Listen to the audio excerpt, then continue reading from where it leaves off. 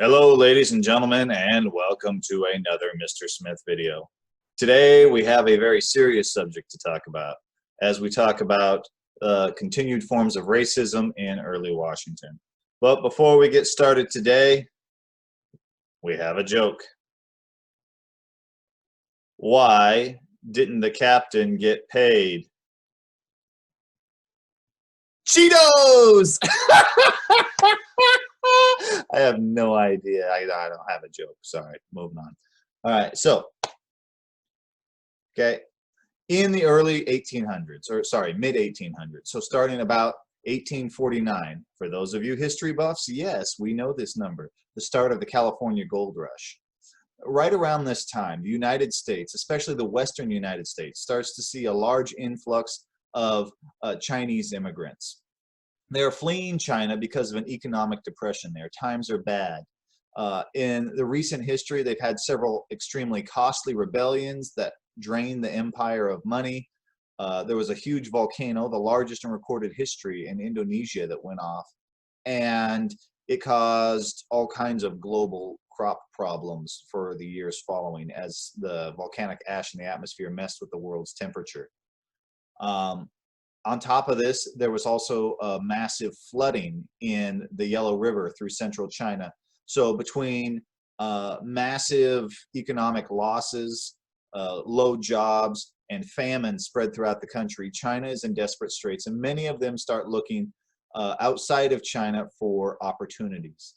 Many of these people who come to the Americas early on from China are young men, single men who come here, they work for a while, and they take what money they earn back to China to try to support family members. The big draw is, as I said, is the California Gold Rush.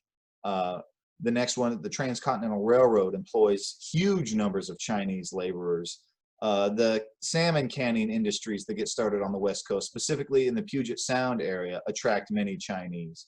They're willing to work long, hard hours for little money because it's still a lot better than what they're making back home. And the money is worth more back home.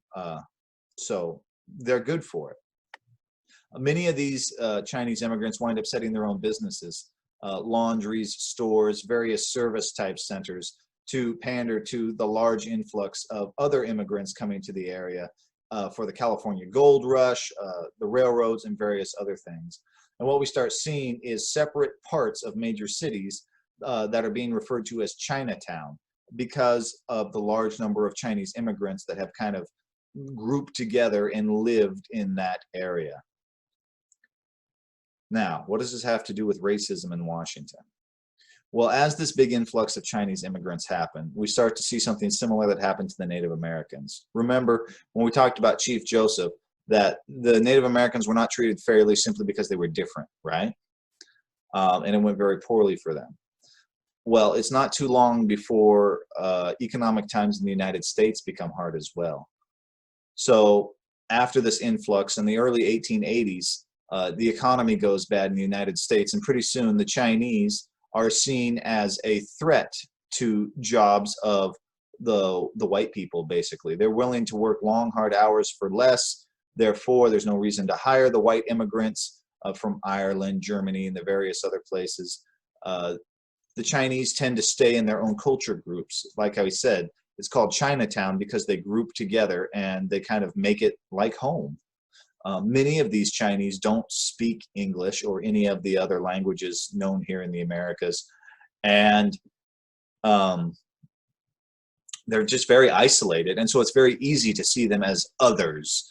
And once they start taking jobs that people need, or at least people believe that they are taking jobs from them, it gets very easy to start taking this other people who are different and say that they are the source of the problem.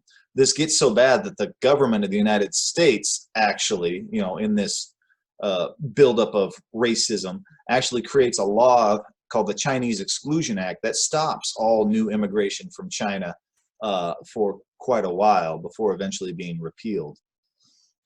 During this time, what we're going to see is that many of the Chinese who have come and lived in America, some of them now maybe even second generation Chinese, they were born here, are starting to be looked on as evil, looked on as other, and they're going to be not only excluded but actively persecuted. And you say, well, what about the laws? What about the Constitution? Well, what about all these things that protect people from this racism and this bad stuff? That works so long as the people who are enforcing the laws don't happen to agree with the racism, which unfortunately in this time they did. Hence the getup I am wearing today and what you see behind me.